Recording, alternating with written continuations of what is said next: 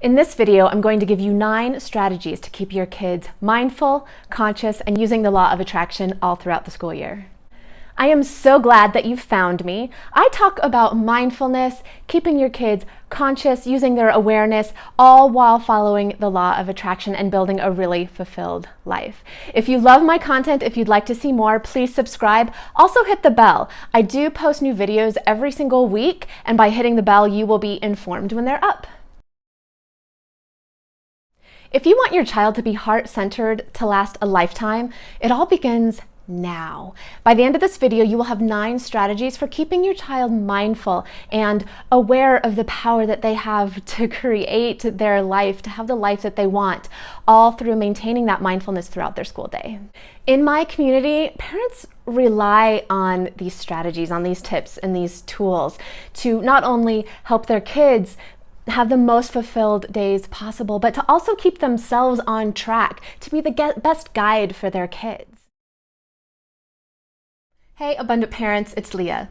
As school is starting, it's really important for us to be very intentional and mindful to help our kids have as easy transition as possible into their school year. So it's really important for you to make sure that you are really reducing your own chaos as much as possible, using pre-planning, using mindfulness techniques of breathing and yoga, and inviting your kids into all of those activities as well by taking that extra time to breathe, or extra time to meditate, or extra time to do yoga, or that little bit of extra time to pre-plan meals, lunches, activities, how your day is going to flow. It reduces your chaos. So you're not bringing energetic chaos to your kids as they are dealing with their own chaoses of their own, with new peer dynamics, new requirements at school, adjusting with a more relaxed schedule to a more hectic one. So remember, check in with yourself first.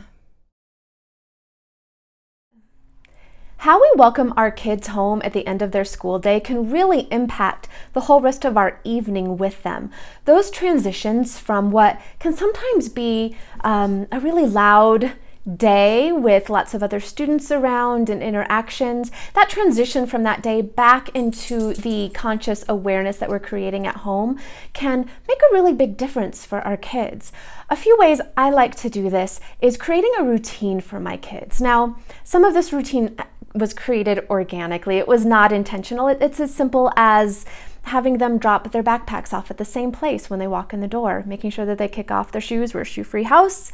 And they also know that first thing they take their lunch boxes out of their bags and they go take them to the kitchen and make sure all the trash ends up in the trash, etc. So that is the very first step to our routine when we get home. The second part of our routine, if it seems like they are, for lack of a better words, agitated after a long day, is taking a little bit of a moment, a break from homework, a break from any type of media, to really kind of set the intention and have a physical transition into the evening. That for us can be smudging or saging. If you don't know about that, it's on my site here and there, so be sure to check in there. It can also be something as simple as some breathing exercises or meditation. And again, this can really shift your child dramatically from the excitement and busyness of the school day into a more mindful, conscious existence that you might have at home. Making sure you're really sticking with your mindfulness practices with your kids. It becomes exceptionally important when there's really big transitions in your kid's life, like having the summer off and transitioning back into school for the year. So extra focus on making sure that you're leaving that extra time in the morning, not just because they're going to need extra time to wrap their heads around getting dressed, brushing their teeth, eating breakfast, packing their backpacks, but also they're going to need that extra time to connect with you in the morning. So making time to allow them to do all that they need to do, but also making sure you're allowing yourself time, that you have 5 minutes to sit down with your kids and just connect with them, whether that just be giving them hugs or it's talking to them about their anticipations for the day, their worries, that one-on-one undivided attention.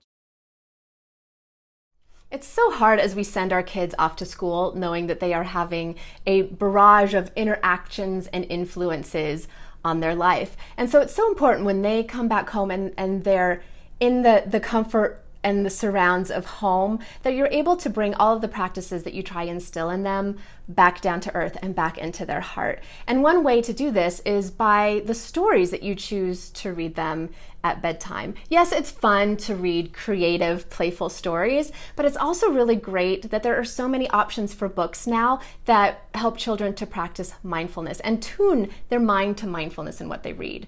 I know that there are a couple books that I've become familiar with. One of them was Magic in My Breath, I believe it's called. I'll be sure to post it in case I'm getting these names wrong.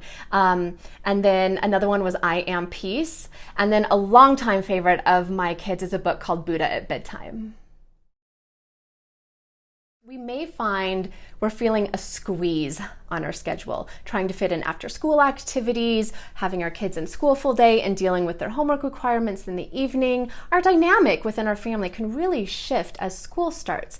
So finding times to practice gratitude becomes more difficult, which is why I'm a big believer of finding gratitude on the fly and finding gratitude in the elements that are our life that are naturally occurring. One way you could do this is while you're all sitting down to dinner. Yes, you can take the moment to find gratitude in little things, but you can be really specific. You can say, I am thankful for my teeth that can chew this food up. And then later in the evening, as you're brushing your teeth, or rather they're brushing their teeth, you can say, wow, like, you're so blessed to have a toothbrush to keep those teeth healthy, those teeth that help you chew your food.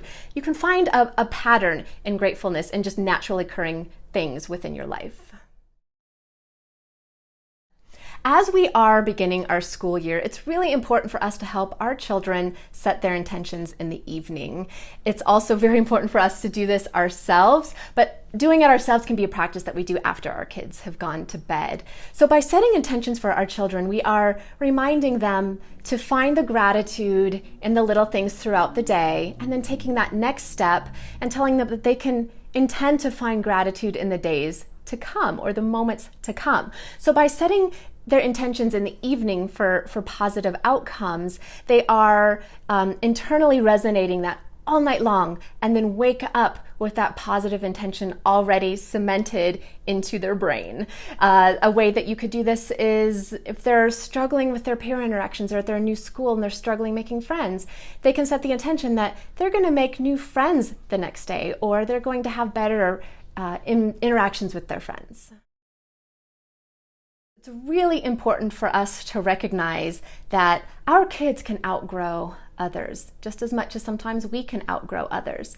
The reason this is important is because sometimes we have expectations of the relationships that our kids have had with their friends in past years, or the relationships that we've made with other parents based on our child's relationship with their child. So it's important for us to not only recognize that our child may have outgrown another child, or that they have both shifted in their expectations of their friendships. It's really important for us to respect that those changes may occur and not put our own desires, our own judgments on what their friendships should be on them. I would say the only exception to this is if you feel like your child is in an unhealthy relationship with a friend, and being sure to point out that they deserve to be respected and they deserve to love themselves. It's really important for us to really upkeep our practices of finding gratitude. It's so important for kids to maintain that positive attention as they're going through this big transition of school starting and experiencing new peer dynamics, frustrations at school.